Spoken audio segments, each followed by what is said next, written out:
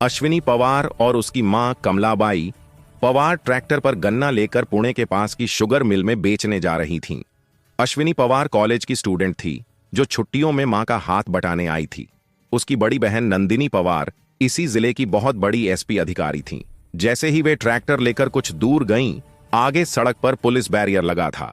Inspector विजय राव जाधव अपने 2 हवलदारों के साथ हर आने जाने वाले को जबरदस्ती चालान काट रहे थे और गुंडों की तरह पैसे वसूल रहे थे।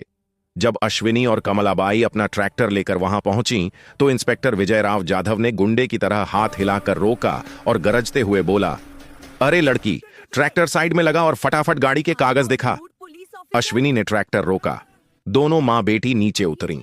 अश्विनी ने विनम्रता से कहा, साहेब, हम खेत से गन्ना काटकर पास की शुगर मिल में बेचने जा रहे हैं। सारे कागजात हैं हमारे पास। विजय राव ने उसकी तरफ घूर कर ठठा लगाया, अरे वाह, बड़ी हीरोइन बनी फिरती है। और ये भिखारन जैसी बुढ़िया कौन है? अश्विनी ने शांत स्वर में कहा, ये मेरी आई हैं। विजय राव ने अकड़ते हुए कहा, तुम लोग इन गन्नों के पीछे कुछ तस्करी तो नहीं कर रही हो? अश्विनी बोली, साहेब, तलाशी चाहिए तो औपचारिक तरीके से लो, लेकिन हमें अपमानित करने का हक नहीं है।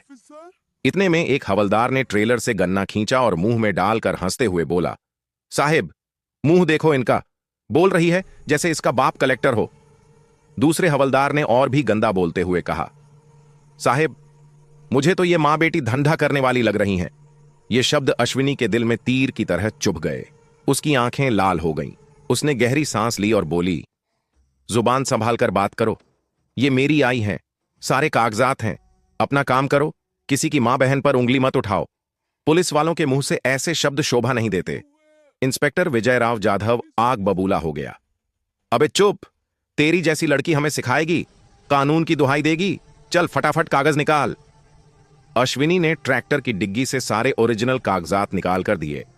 विजय राव ने बिना देखे ही फाड़कर फेंक दिए और चिल्लाया, नकली कागज दिखाकर उल्लू बना रही है।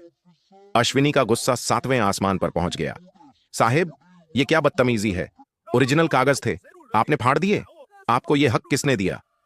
इतना सुनते ही विजय राव आगे बढ़ा और बिना सोचे एक जोरदार थप्पड़ अश्विनी के गाल पर दे मारा। थप्पड़ की आवाज पूरे हाईवे पर गूंजी। अश्विनी का सिर झटक गया, आंखों में आंसू आ गए।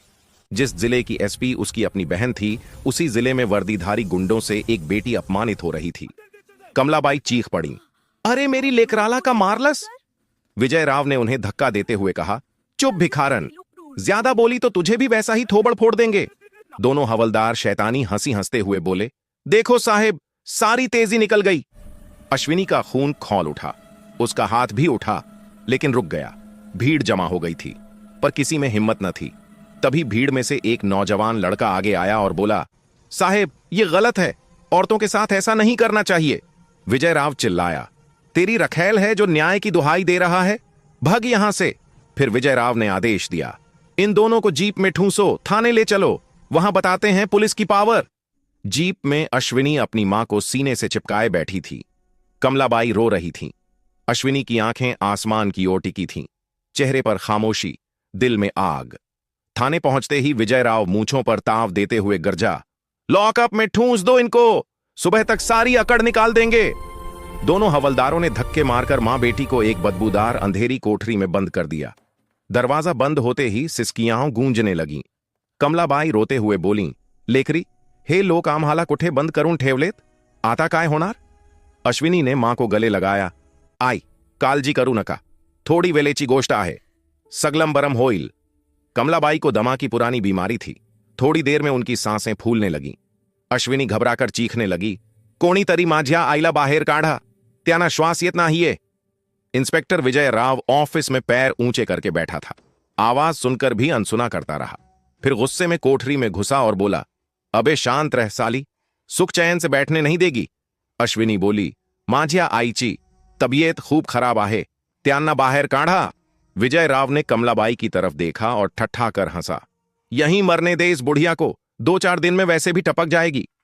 ये सुनते ही अश्विनी अपने ऊपर काबू नहीं रख पाई और इंस्पेक्टर विजय राव जाधव के गाल पर जोरदार थप्पड़ जड़ दिया। इंस्पेक्टर कुछ पल तो स्तब्ध रह गया कि कोई उस पर हाथ उठा सकता है। फिर आग बबूला होकर अश्विनी का हाथ पकड़ घसीटते हुए बाहर ले गया। कमलाबाई चीखीं, मांझिया लेकर आला सोडा। विजय राव ने अश्विनी को स्पेशल रूम में ले जाकर दरवाजा लॉक किया और जोर से धक्का देकर गिरा दिया। लेकरी, तूने मौत को दावत दी है। आज तक किसी ने विजय राव जाधव पर हाथ नहीं उठाया। अश्विनी उठी और बोली, तुम गैर कानूनी काम कर रहे हो। मेरी आई को गाली दी इसलिए मारा। तुम्हें हक नहीं है। विजय राव ने फिर एक जोरदार थप्पड़ मारा। अश्विनी गिर पड़ी। बाहर से कमलाबाई की चीखें आ रही थीं। अश्विनी रोते हुए विजय राव के पैरों साल देला, मेरे साथ जो करना है कर लो, पर मेरी आई को हॉस्पिटल ले जाओ। अगर उन्हें कुछ हुआ तो तुम सबकी वर्दी उतर जाएगी। पूरी जिंदगी सलाखों में सड़ोगे। विजय राव खिखियाकर हंसा, अरे 2 कौड़ी की छोकरी हमारी वर्दी उतरवाएगी? बाहर कमलाबाई की आवाज कमजोर पड़ती जा रही थी। अश्विनी दरवाजा पीटने लगी। विजय राव बाहर आया, दरवाजा लॉक किया और कुर्सी पर लेटकर सो गया। थोड़ी देर बाद कमलाबाई की आवाज बंद हो गई। विजय राव जागा तो बोला, बुढ़िया मर गई क्या? कोठरी में जाकर देखा, कमलाबाई जमीन पर पड़ी थीं। विजय राव को लगा वे चल बसीं। वह खुशी से बोला, चलो अच्छा हुआ, अब तेरी बेटी को खबर देते हैं। उसने स्पेशल रूम का दरवाजा खोला और हंसते हुए बोला, तेरी बुढ़िया मर गई। अश्विनी के पैरों तले जमीन खिसक गई। वह दौड़कर कोठरी में पहुंची। कमलाबाई को गोद में लिया। आई आई डोले उघड़ा। तभी कमलाबाई की पलकें हिलीं, सांसें लौटने लगीं। अश्विनी चीखी, आई जीवंत आहेत। विजय राव और हवलदार थर्रा गए। विजय राव बोला, अरे अभी जिंदा है, चलो कोई बात नहीं, दोनों को जिंदगी भर यहीं सड़ाएंगे। इधर एसपी नंदिनी पवार काफी देर से मां और बहन को फोन कर रही थीं। नंबर बंद। उनको बेचैनी हुई। उन्होंने पड़ोस के लड़के रोहन को फोन किया। रोहन ने बताया कि घर पर ताला लगा है। नंदिनी तुरंत गाड़ियों का काफिला लेकर अपने गांव की तरफ रवाना हो गईं। घर पहुंची, ताला लगा था। ताला तोड़वाया, तलाशी ली, कोई नहीं। फिर सीधे पास के थाने पहुंची। विजय राव चाय पी रहा था। नंदिनी को एसपी की वर्दी में देखकर उसका चेहरा एक सफेद पड़ गया। उसने सैल्यूट मारा। जी मैडम, नंदिनी बोली, मेरी मां कमलाबाई पवार और बहन अश्विनी पवार लापता हैं। 3 घंटे में पता करो। विजय राव ने फोटो मांगा। जैसे ही नंदिनी ने मोबाइल दिया, विजय राव के हाथ कांपने लगे। नंदिनी गर्जी, क्या हुआ? विजय राव हकलाया, कुछ नहीं मैडम, जल्दी ढूंढ लेंगे। तभी लॉकअप से एक औरत की दर्द भरी आवाज आई, कोनी तरी आम्हाला सोडा। नंदिनी की रीढ़ में करंट दौड़ गया। वे दौड़ी। लॉकअप खोला। अंदर मैले कपड़ों, बिखरे बालों में उनकी मां और बहन। कमलाबाई फूट फूट कर रो पड़ी, नंदू तू आलीस, देवाने तुला पाठवले। अश्विनी दौड़कर दीदी से लिपट गई। दी, हे लोक खूप वाइट आहेत, आम्हाला मारलम, अपमान केला। नंदिनी के चेहरे पर क्रोध की ज्वाला भड़क उठी। वे बाहर निकली। विजय राव और हवलदार पीछे हट गए। नंदिनी गर्जी, वर्दी पहनकर औरतों पर हाथ उठाया, मेरी मां बहन पर। विजय राव घबराया, मैडम गलती हो गई, पहचान नहीं पाए। नंदिनी ने आदेश दिया, इन सबको तुरंत सस्पेंड करो, वर्दी उतारो। थाने में सबके सामने विजय राव और उसके 2 हवलदारों की बेल्ट, टोपी, वर्दी उतारी गई। फिर नंदिनी ने कहा, इन्हें उसी लॉकअप में ठूंस दो, दिन में 1 बार सूखी रोटी। अब इन्हें पता चलेगा कि निर्दोष औरतें यहां क्या झेलती हैं। दरवाजा बंद करते हुए नंदिनी बोली, अब महसूस करो वो अपमान। बाहर मीडिया जमा थी। नंदिनी ने बयान दिया, कानून सबके लिए बराबर है, चाहे अपराधी पुलिस की वर्दी में ही क्यों ना हो। कमलाबाई और अश्विनी को सम्मान के साथ बाहर लाया गया। नंदिनी ने मां का हाथ थामा। आता कोणी ही, तुमच्यावर अन्याय करू शकणार नाही, आई जोपर्यंत तुमची मुलगी हयात आहे।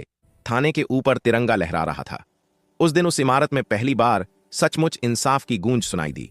कहानी यहीं खत्म होती है, पर एक मजबूत सीख के साथ। सच्चाई के रास्ते पर अकेले भी खड़े हो तो याद रखो, तुम्हारी एक चिंगारी पूरी व्यवस्था को हिला सकती है। जीत हमेशा सच की होती है।